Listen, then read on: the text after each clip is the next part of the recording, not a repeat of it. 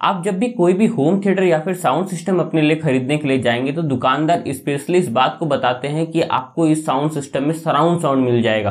तो क्या एक्चुअली में जो आपका होम थिएटर या फिर साउंड सिस्टम है वो सराउंड साउंड को प्रोड्यूस करता भी है या नहीं? दोस्तों इस बात को समझने के लिए हमें सबसे पहले सराउंड साउंड होता क्या है इस बात को समझना पड़ेगा। तो दोस्तों आज के इस वीडियो में आपको सराउंड साउंड के बारे में हर चीज बताने वाला हूँ कि एक्चुअली में सराउंड साउंड होता क्या है और वो प्रोड्यूस किस तरीके से होता है। दोस्तों मैं हूं अनिकेत झा, स्वागत है आपका कंफ्यूज लाइफ चैनल में। उम्मीद है दोस्तों अभी तक आपने इस चैनल को सब्सक्राइब कर लिया होगा क्योंकि मैं आपके लिए ऐसे ही अच्छे वीडियोस लाता रहता हूं। दोस्तों इससे पहले कि हम सराउंड साउंड को समझे उससे पहले हमें दो और टाइप के साउंड को समझना पड़ेगा जो कि है मोनो साउंड और स्टीरियो साउंड। दोस्तों अगर आपको मोनो साउंड को समझना है तो आप रेडियो को कंसिडर कर सकते हैं कि एक रेडियो में एक स्पीकर लगा होता है और हमें जो उससे सुनाई देता है वो मोनो साउंड के रूप में सुनाई देता है। और इसी तरीके से हम अगर दो या दो से ज्यादा स्पीकर का यूज कर रहे होते हैं, जनरली जो आपको देखने के लिए मिलता है एल और आर स्पीकर, तो वहां पर दोस्तों आपको स्टीरियो साउंड प्रोड्यूस होता है। तो क्या दोस्तों मोनो साउंड और स्टीरियो साउंड में बस इतना ही डिफरेंस है? बिल्कुल नहीं, क्योंकि मोनो साउंड में आप चाहे तो 1000 स्पीकर भी लगा सकते हैं, वहां पर भी आपको मोनो साउंड मिल जाएगा।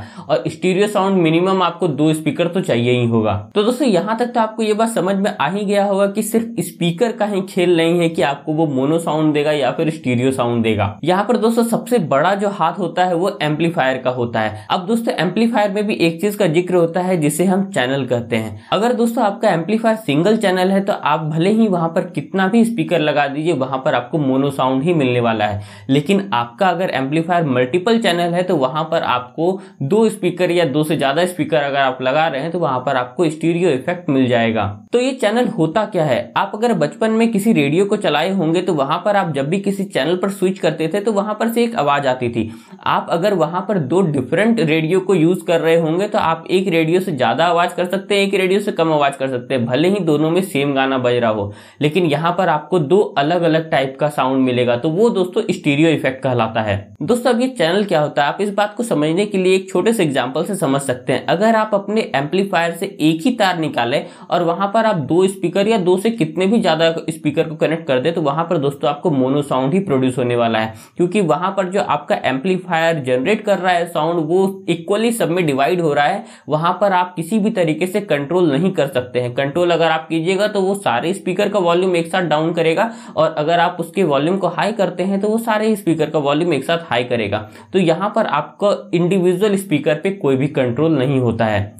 लेकिन आप अगर मल्टीपल चैनल एम्पलीफायर से किसी स्पीकर को चलाते हैं तो वहां पर आपके जितने भी स्पीकर होंगे उनको आप इंडिविजुअली कंट्रोल कर सकते हैं, जिस वजह से आप किसी भी स्पीकर का वॉल्यूम बढ़ा सकते हैं, किसी भी स्पीकर का वॉल्यूम घटा सकते हैं। और दोस्तों यही कारण है कि वहां पर आपको स्टीरियो इफेक्ट देखने के लिए मिल जाता है। अब दोस्तों इस बात को प्रैक्टिकली इस तरीके से समझ सकते हैं कि आप एक एम्पलीफायर ले लीजिए, उससे आप एक तार निकालिए और आप उससे 2 स्पीकर को कनेक्ट कर दीजिए और आप उसको दोनों तरफ अपने रख दीजिए, तो वहां पर आपको दोनों ही स्पीकर से इक्वल साउंड प्रोड्यूस होता हुआ मिलेगा।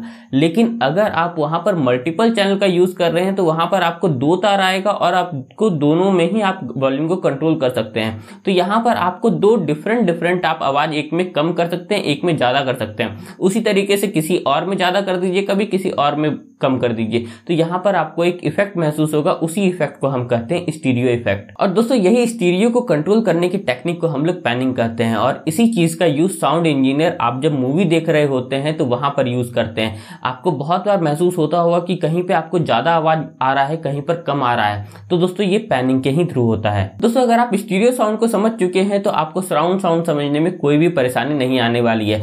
बस आप स्टीरियो साउंड को इस तरीके से समझते थे कि वहां पर 2 स्पीकर लगा हुआ है लेफ्ट और राइट, जिसे कि हम कम और ज्यादा कर रहे होते थे। लेकिन यहां पर दोस्तों आपको मल्टीपल स्पीकर आपके चारों तरफ होता था। बेसिकली यहां पर प्लेसमेंट का खेल है कि आप जिस तरीके से आप स्पीकर्स का प्लेसमेंट करते हैं वहां पर आपको उतना ही ज्यादा अच्छा सराउंड साउंड मिलने वाला है। मतलब आप अगर अपने आसपास जितना ज्यादा स्पीकर लगाएंगे वहां पर आपको उतना ही ज्यादा अच्छा सराउंड साउंड मिलेगा। तो दोस्तों किस तरीके से हम डिफरेंशिएट करेंगे कोई स्पीकर स्टीरियो है या फिर कोई स्पीकर सराउंड है? दोस्तों अधिकतर आपने इस तरीके का कॉन्फ़िगरेशन सुना होगा 7.2.4, 5.2.1। तो एक्चुअली में ये है क्या?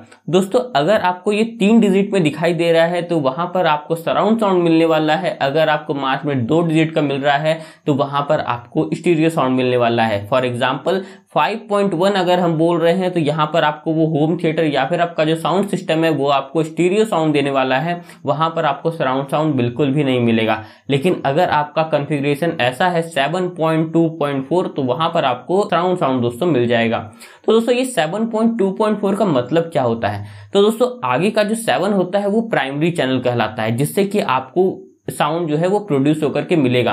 अब चैनल मैंने आपको बताया था कि जिससे कि हम कम ज्यादा करके एक इफेक्ट तैयार करते हैं, तो वहां पर दोस्तों ये स्पीकर भी वही काम करने वाले हैं। अब दोस्तों बीच वाला जो 2 है वो दोस्तों आपको लोअर फ्रीक्वेंसी इफेक्ट को बताता है, जो कि वहां पर आपको जो भी लोअर फ्रीक्वेंसी होंगे वो उस चीज को कैच करके आपके सामने वो प्रोड्यूस करके देगा। तो इससे फायदा क्या होता है, जितने भी बेस होंगे वहां पर आपको वो मिल जाएगा। और दोस्तों उसके बाद का जो 4 है वो ओवरहेड चैनल कहलाता है, जो कि आपके सर के ऊपर लगा हुआ होता है।